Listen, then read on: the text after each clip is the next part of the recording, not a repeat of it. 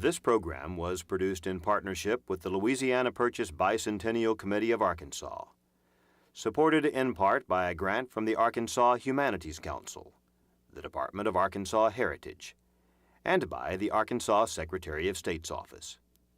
Additional support provided by the Arkansas Community Foundation, the Butler Foundation, and the Donald W. Reynolds Foundation.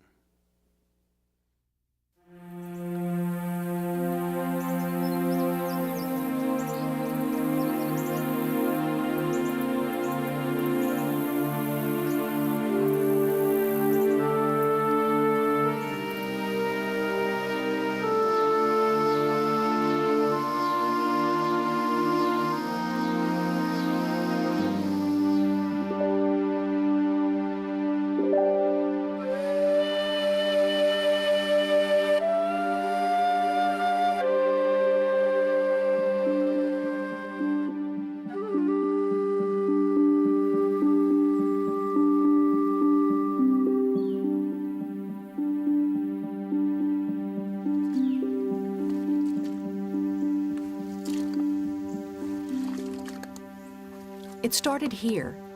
In this headwater swamp in the autumn of 1815, two federal land surveying teams met and marked the initial point for the territory of Louisiana. In a remote delta region of eastern Arkansas, a historic state park commemorates the spot where the surveyors established a starting point, a datum, for land surveys of the states of Arkansas, Iowa, Minnesota, Missouri, and the Dakotas. It's very important to understand that from this little obscure spot in the corner of 3 counties in Arkansas, the rest of the lands of the Louisiana Purchase, all the way to the Canadian border, are surveyed and tied to this spot. It's a big deal, and without it, our whole system of land ownership, which is critical to the way that the free United States of America operates, in terms of land ownership, that whole system would fall apart. The baseline extending from the swamp cuts through the heart of Arkansas and its capital city. Every day, thousands of automobiles travel along Baseline Road in Little Rock. But most of these motorists have no clue as to the origin of the name of this busy street.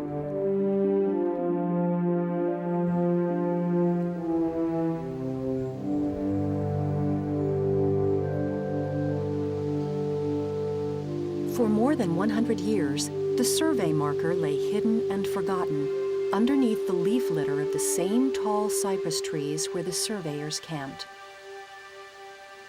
In 1921, the point was reestablished when a new surveying team using the 1815 notes found the original blaze marks. But when I set up at this corner, I saw quite a distance, probably 200 or 300 feet over there, this little tree that had a snarl in this wet place, and there was a corner put there in 1815.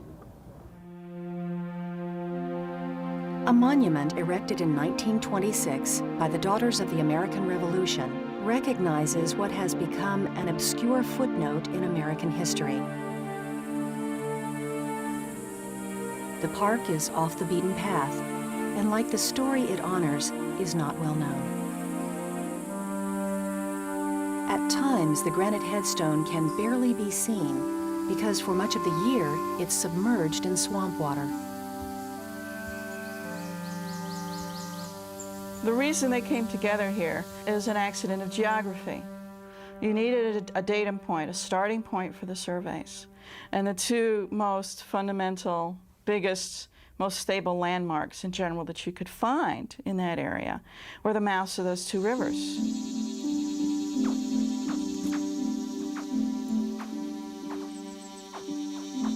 The echoes in the swamp are eerie.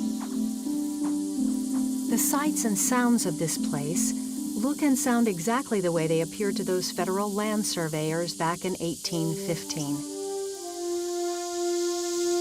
It's a walk back in time to a place where it all began.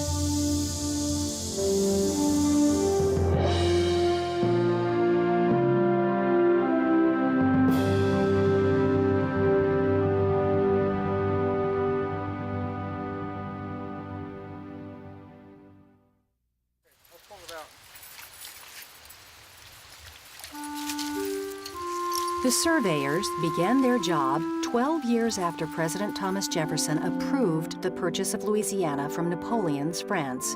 It was the best real estate deal in American history. 880,000 square miles for $15 million, less than 3 cents an acre. Almost by accident, American diplomats in Paris were able to purchase this huge amount of territory. All of the territory west of the Mississippi River to the Rocky Mountains, all of the territory drained by rivers flowing into the Mississippi River. Jefferson bought an area sight unseen, so he wasn't exactly sure what he was getting, and sending these surveyors out, they were really showing an American perspective of what the landscape was. The land survey was commissioned by President James Madison. The War of 1812 had been won, and a grateful yet financially strapped American government had promised its soldiers property in the new territory. Thanks to the Louisiana Purchase, the young nation had plenty of land to give away. But except for the area that became the state of Louisiana, none of it had been surveyed, and until it was marked off, could not be awarded as bounty to the war veterans. 2 federally deputized land surveyors, Prospect Robbins and Joseph Brown, were hired to establish the initial point. Their job was to survey 2 million acres of fertile land that could be rewarded to those soldiers who went to battle, banking on promised land west of the Mississippi. I do solemnly swear that I will truly and faithfully, to the best of my ability, perform the duty of surveyor in measuring the land of the United States, in which business I am about to be employed. So help me God. Prospect Robbins, Surveyor. And so the pressure was on the surveyors after the War of 1812 to get out and subdivide this land, get it marked off into blocks, into sections and quarter sections, so that they could give the typical enlisted man a quarter section of 160 acres. Brown and his team started their survey at the mouth of the St. Francis River and began bushwhacking their way west, covering about 4 miles a day.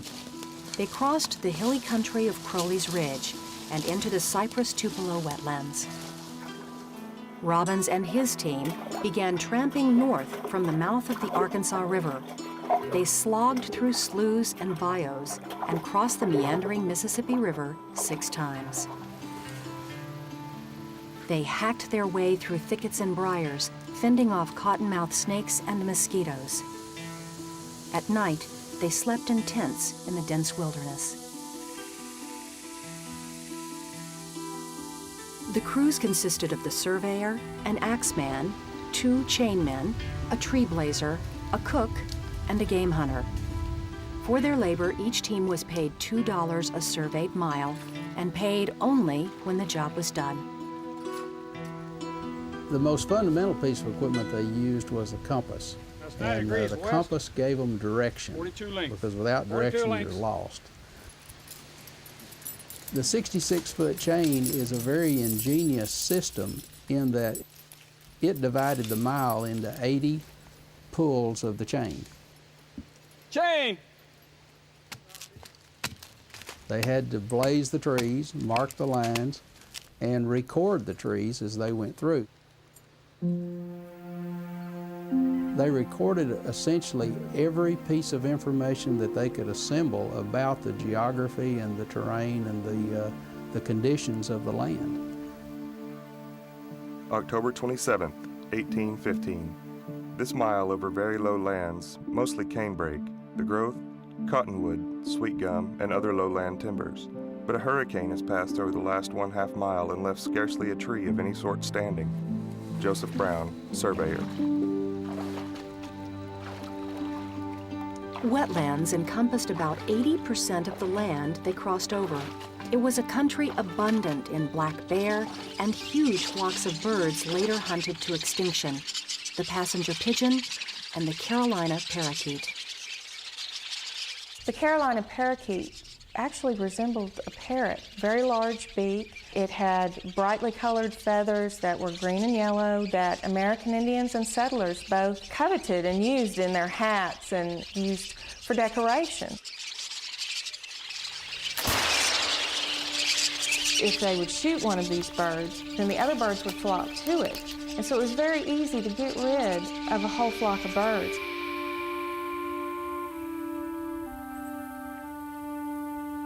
On 5th Principal Meridian, intersected line, 26 miles and 30 chains west of the Mississippi, where we set a post corner. Prospect Robbins. On November the 10th, 1815, Brown and Robbins met and set a post to mark the intersection of the baseline and the 5th Principal Meridian. They laid out 4 townships, cutting blaze marks into trees where the historical monument now stands. Arkansas and 5 other states were ultimately subdivided in terms of the federal original subdivision of the lands based on this one point. Despite the federal government's best intentions, only a few war veterans actually received their free land, and others were not able to hold on to it. Politicians taxed the land, and property holders who could not afford to pay the taxes lost their deeds. And most of that land was then essentially confiscated by the state of Arkansas and then sold at very low prices to, guess who, politicians and landowners in Arkansas.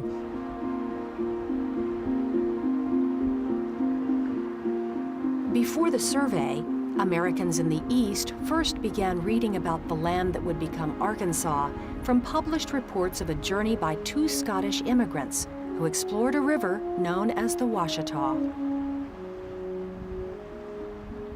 From the fall of 1804 to the winter of 1805, Mississippi plantation owner William Dunbar, Philadelphia chemist George Hunter, a crew of soldiers, and a slave poled a flat boat up the river to the hot springs. It's the first report about this new frontier. But probably their reports open up the curiosity for Americans, not just to the hot springs, but to the Louisiana Purchase. The same way Lewis and Clark. Hey, look what's here, come and get it. At the time of the Louisiana Purchase, there were only a few white settlements west of the Mississippi. The oldest of these frontier trade centers was Arkansas Post. Established in the summer of 1686 on the Arkansas River, almost 80 years before St. Louis, the post was a French-Canadian colony and served as a trading and military base until the end of the colonial period. This fertile lowland was the home of the Quapaw Indians, who befriended the French, the Spanish, and finally the Americans. The French called them the Ocansay, meaning downstream people. A lot of the Americans called the Arkansas Indians the Ozark Indians because the French called the Arkansas Post the Post Ozark. And so the name got transferred by the Americans to the Indians. And the early American expedition up the Arkansas River named the mountains the Ozarks after the tribe. The Quapaw grew squash, beans, and corn, and hunted buffalo and turkey. Throughout the territory, they were known for their artistry. I like to say that they were artisans. Our anthropologists, archaeologists will call them manufacturers, but they really got their subsistence by making these fabulous pots. They were known by the French for their dugout canoes. Everything they did was of a finer quality, I think, than a lot of other people that the French were dealing with. And a lot of the Indians would come in and trade with the Quapaw tribe. They had trade networks that ran all the way to New England on the one hand and down to Mexico on the other. So the goods moved rather freely into this part of the world long before the white people were actually here. In 1804, just after the Louisiana Purchase, the United States government took possession of Arkansas Post. It was a melting pot: French, slaves, free blacks, and Indians. It's important to realize that almost every class of person, white, black, and Indian, was represented in the social structure at Arkansas Post, even though it was a very small place, never more than a few hundred people. And in fact, some of the early travelers said that the French and the Indians here spoke a patois, that is a kind of separate and distinct language that was a mixture of French and Quapaw. So Arkansas Post stands as an example of how interracial and intercultural cooperation can occur. When Arkansas became a territory in 1819, Arkansas Post was named the capital, and a young printer, William Woodruff, began publishing the Arkansas Gazette newspaper. The Post was not centrally located. It was prone to flooding, and mosquitoes and malaria were a constant problem. So in 1821, the capital was moved to Little Rock, and over time, the once thriving trade post declined. In 1863, during a Civil War battle, the post was leveled by bombardment from federal cannons. While the town is gone, a state park and national monument remain, honoring the history of the first white settlement in the Louisiana Territory and the Indian tribe that gave a state its name.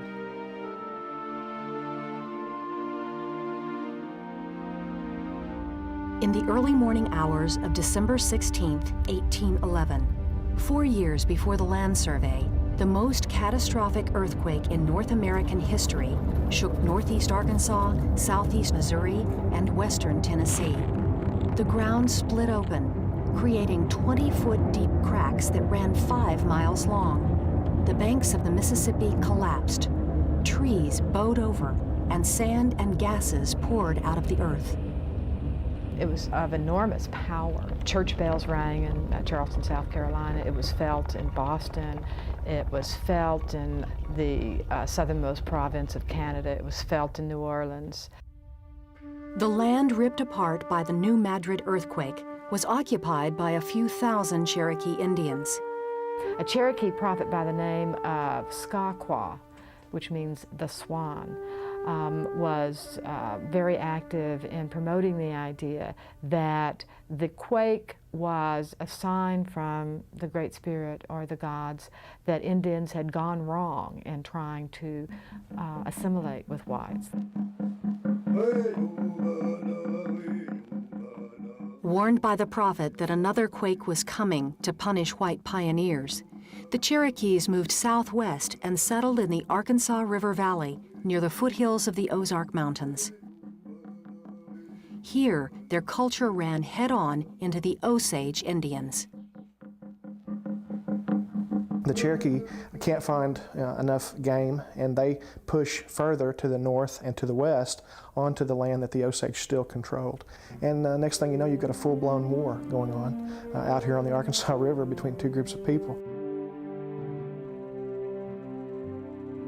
On a cold December day in 1817, a company of the U.S. Rifle Regiment, the best soldiers in the Army, arrived in keelboats from Arkansas Post and established a fort to keep peace between the warring tribes.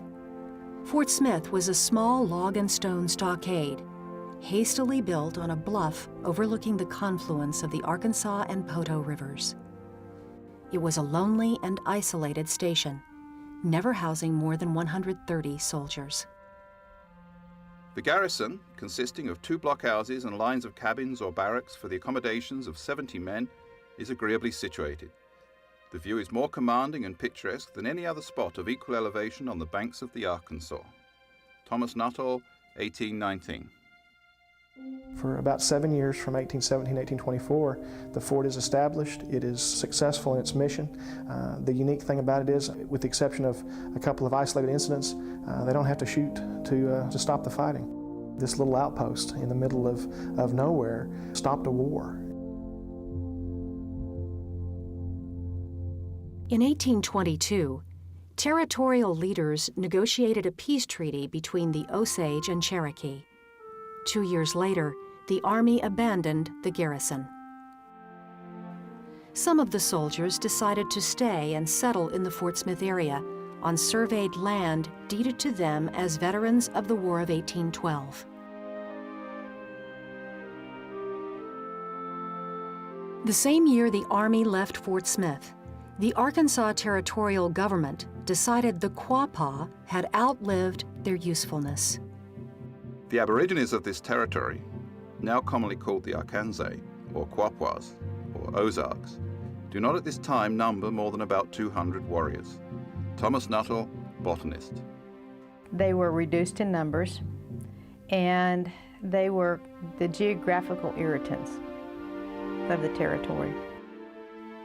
Quapaw Chief Hecatoon pleaded with the territorial governor to allow his people to stay in Arkansas.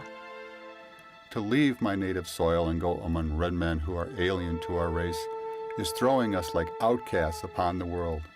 Have mercy. Send us not there. Hecatoon, Quapaw. Hecatoon's pleas were ignored, and the Quapaw signed a treaty and moved to the southwest, joining the Caddo on the Red River in Louisiana. And the Quapaws died, I think about a third of the tribe died of starvation, living with the Caddos. The lands that they were put on flooded, provisions didn't come through, and a lot of the Quapaws escaped back into Pine Bluff. But the Quapaw were not welcomed back. In 1835, 1 year before statehood, the Arkansas Indians were removed to the northeast corner of Oklahoma, where to this day, tribal members make their home. The territory of Arkansas included the present-day states of both Oklahoma and Arkansas. In 1836, when Arkansas was admitted to the Union as the 25th state, Oklahoma was cut off, becoming Indian Territory.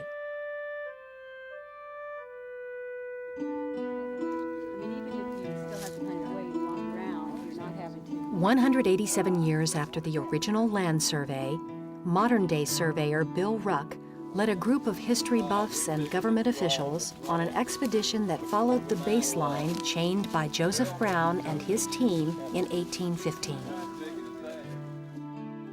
They started at the mouth of the St. Francis River, and for 3 days hiked through marshy bogs and climbed over the steep hills of Crowley's Ridge, passing ancient blaze marks along the same 25-mile path recorded in Brown's journal.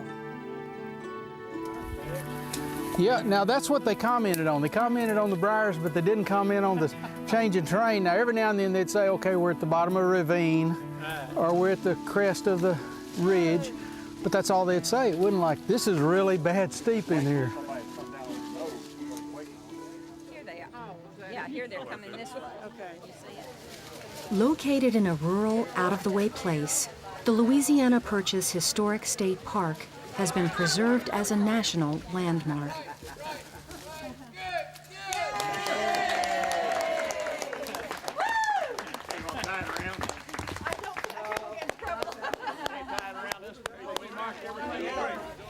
This was, we thought, sort of a historic occasion, and I'm glad so many of you are here that have an interest in that history. You are.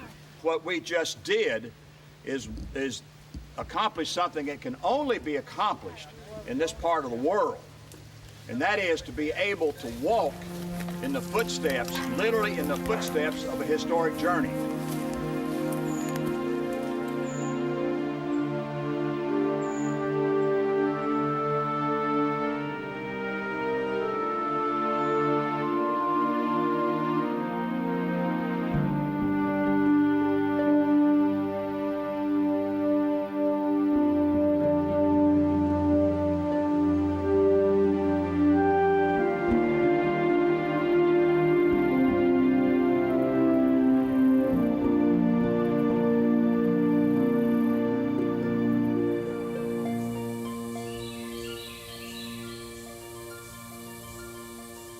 The event memorialized here could have occurred anywhere west of the Mississippi River, but of all possible places, The Louisiana Purchase Survey began in remote eastern Arkansas, in a swamp between the mouths of the Arkansas and St. Francis rivers.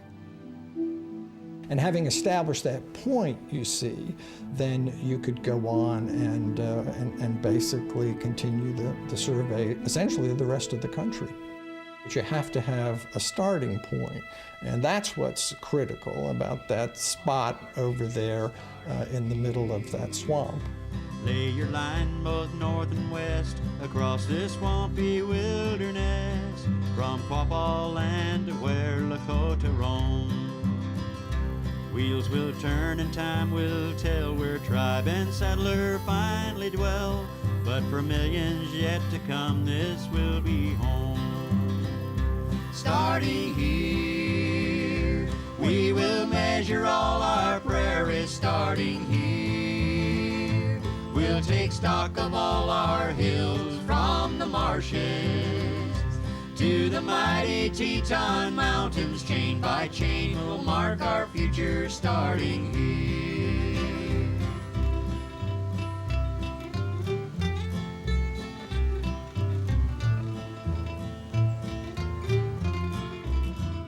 This program was produced in partnership with the Louisiana Purchase Bicentennial Committee of Arkansas, supported in part by a grant from the Arkansas Humanities Council, the Department of Arkansas Heritage, and by the Arkansas Secretary of State's Office.